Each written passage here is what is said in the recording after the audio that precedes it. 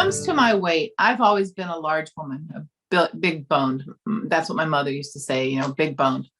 And so when I was in college, grade school, and I lived in Hawaii, then I lived in Japan, all around much smaller people. Mm-hmm. And my mother's goal, not necessarily for me, I think for her as well, was to be thin, to look good, to be thin. And so it was always about, well, what are we eating? How are we eating?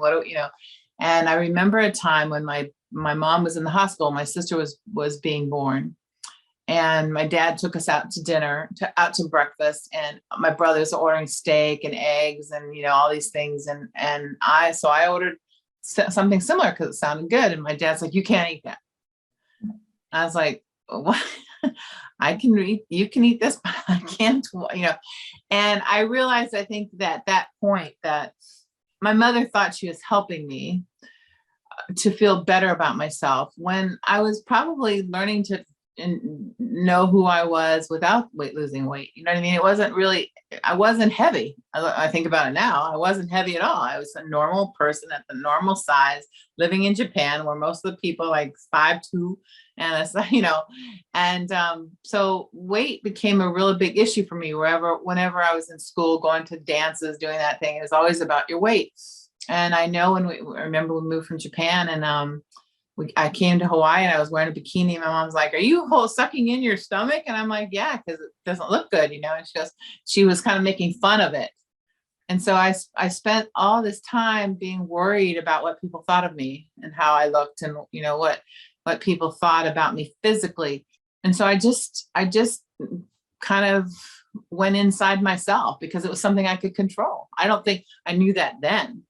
But I think as I grew up, it was like, that was the way to control things. And then, things happen in life. I fell, I hurt my back. Different things started happening. And then I met my husband, and he wasn't attracted to me sexually. And I took that to be my problem. It was because of my weight.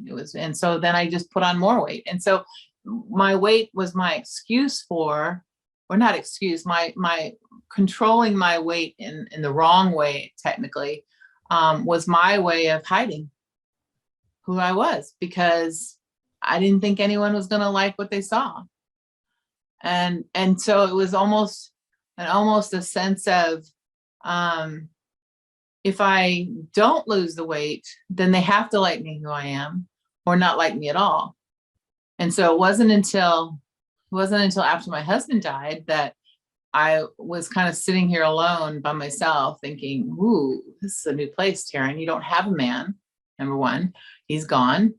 And you are here with yourself, and you don't like yourself very much. It was kind of you don't like yourself very much. Well, why don't I like myself very much? I'm a great person. I was in this place where I wanted to help other people because that's what I do really well. And it was really me learning to help myself, I think, is the best way that I can say it, is that I became more powerful within myself as I went along. And I think it came to fruition, or an explosion of life with Gentle Trauma Release.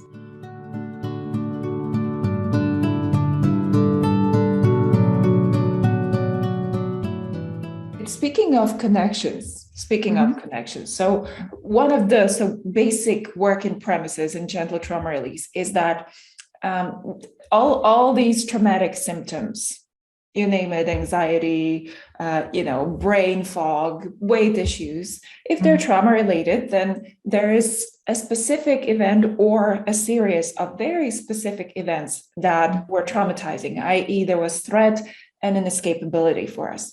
And so the idea is that if we collapse them, if we neutralize them, then the symptom could go away. There were 3 stories that Ramona connected at the same time of that red jacket. The red jacket was only one part. There were 2 other parts to that. And I think for me, those 3 together were a big turning point for me. But there were other things that, like, I was raped in college. That was a story that was extremely important, but it was and that was covered by another coach. So there were all these different things that I never thought were bad. Like, why would I be feeling bad about this? It's done, it's gone. That happened so long ago, and I'm not going to deal with it anymore. But I didn't realize how it was affecting me in my decisions. And so when I finally said, okay, I think it was Ramona that said, Taryn, this obviously keeps coming up for you. And I'm like, well, it comes up, but it's just a story. You just asked me about my past. I'm telling you about my story.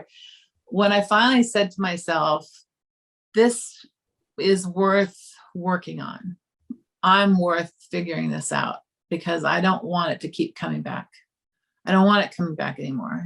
That, I think that was the turning point, because those stories have been with me all the time. They've always been with me, every single one of them, and more. I mean, many, many more. And I was like, but they're not who I am. And I don't want them to be my legacy. I don't want them to be legacy stories. I want the fact that I survived it on my own. I'll keep that one. You know what I mean? That I was able to handle it at that time in the way that I needed to handle it to survive it, is a good thing. And I'm not letting go of that. I'm not letting go of that strength, but the story itself, and the person, and what my dad did and said, and what my mother was trying to accomplish with me, and all those different things weren't important anymore. And so, I mean, just as an example, there was a period of time when I was really, really angry at my mother, my father, and I'll call him my stepdad, but he has been my dad forever. So I basically had two dads. And my dad died when he was in his 40s. So I could have continued to be really, really angry with them, but I couldn't. And I had started a lot of that on my own, but I don't think I never realized that I was forgiving them. That wasn't really an action. I was just talking through it. Like, okay, I can't hold on to this anymore. But as I went through the GTR and was able to say, hey, this sucked, and this was not fair, and this should never have happened to me. And they should have known what was going on and what was happening, and all of these things.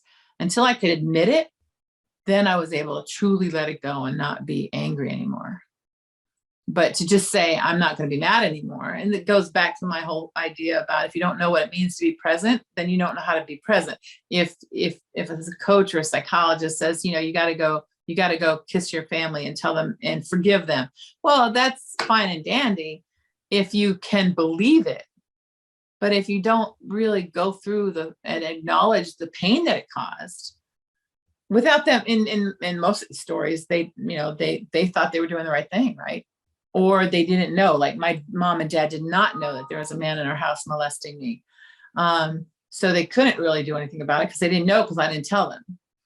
But they shouldn't have had that man in the house. And so it was all the things of realizing that I had more worth than I was giving myself. So do I understand this correctly?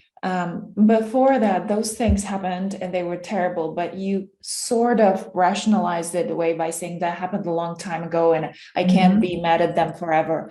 Right. But then you realize that no matter what you say to yourself, it's still affecting your decisions. Mm-hmm.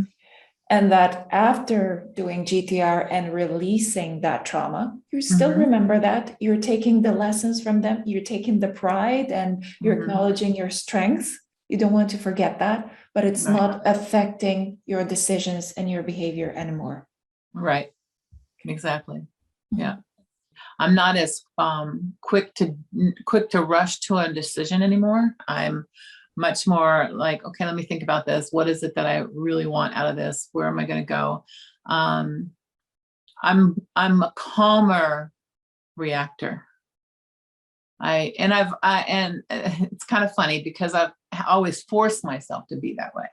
And now it just is who I am. Yeah. Yeah. Yeah, and that was actually a wonderful cognitive shift that you had there. You realized that what they did had nothing to do with your worth. No, nothing. Yeah. No. And it's so wonderful that you called your one of your businesses worth her weight. Yeah. Well, and I always felt it. And but the funny thing is I think I felt it when for everybody else. And now it's for everyone, including me, you know.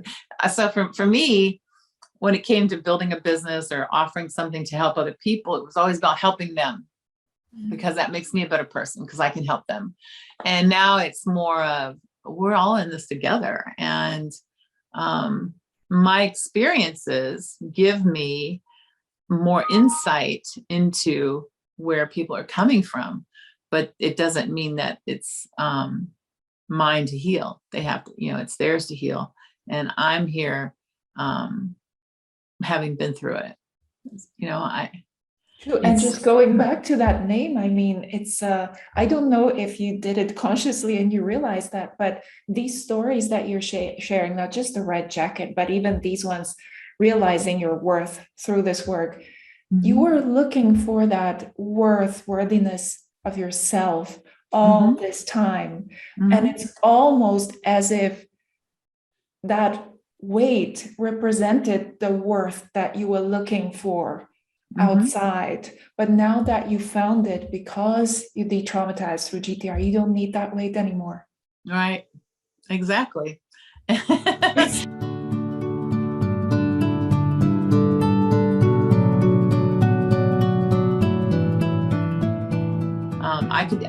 I could talk myself. I could talk a good game, making everyone think I was okay. And and and now I know that when I am being honest and authentic, that is me being real. I'm not just playing it anymore. And it's changed me in so many ways because when you are being authentic, the people around you respond in kind, and there's no more. I don't have any time for judgment of somebody else. I cannot tell you how that happened. I mean, I've never been a person that judged people a lot anyway, but I do think I played a part of being powerful so that I was better than the rest. I don't think I actually thought I was better than everyone else, but I had to hold myself in this place where I knew more or I could do more, instead of just, being myself.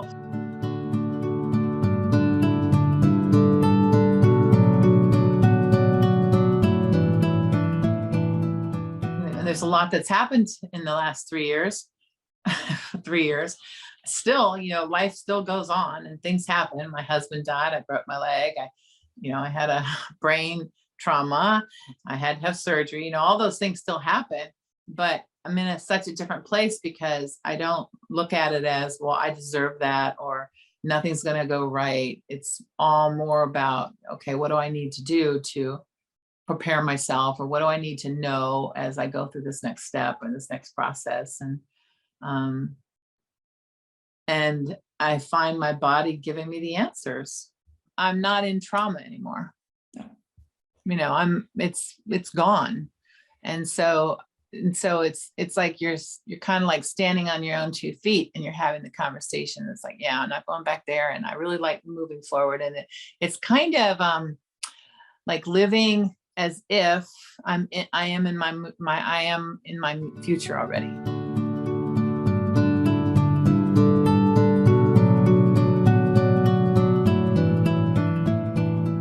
I work in a company where I'm on camera a lot with webinars and things like that. And in the past, it was always my weight. Oh God, I can't do this. Don't make me do this.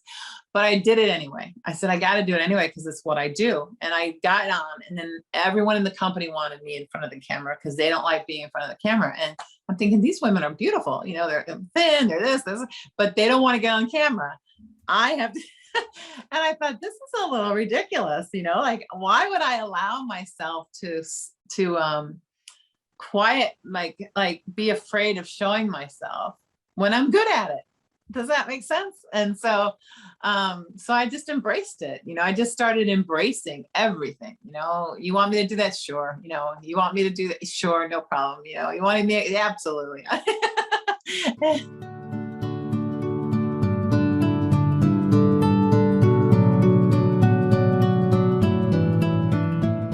And so it's sometimes hard when you meet somebody or you're coaching somebody and they don't get it, because you really want them to get it, because when they do, it's going to be magical, right? And so I believe so much in it, and I mean, it's happened to me completely, right? I'm a convert in a sense, in that and I have to and I'm learning that I can't do it for them or for you. You have to do it for yourself. And I'm basically, as a coach, that's what we are. We're teaching you a practice that you can do on your own, but you have to want to do it, and you have to believe it. You've said before, I was the one that doubted it, like it's never going to happen with me. And then it does, and you're like, well, I'm going to stick with it because it makes sense. And this is what I find with regard to GTR. I have all the tools. I've learned them, right? And I've done them. But when you have a client, it's theirs. Now they have the tools. And as long as they use them, they're going to be fine. And so, it's like a business that's never a full-time business, because, well, it's a business, but a coaching business, but these people, once they learn it, they move on their own, and they may come back later for, a tune-up, but it's not like a coach saying, oh, you got to do more, you got to do more, you got to do more. It's giving them the tools to do it themselves. And that to me is very valuable, because then I'm providing a service, but I'm not forcing you to be here all the time because I need money. I want you to be able to take it and do it on your own.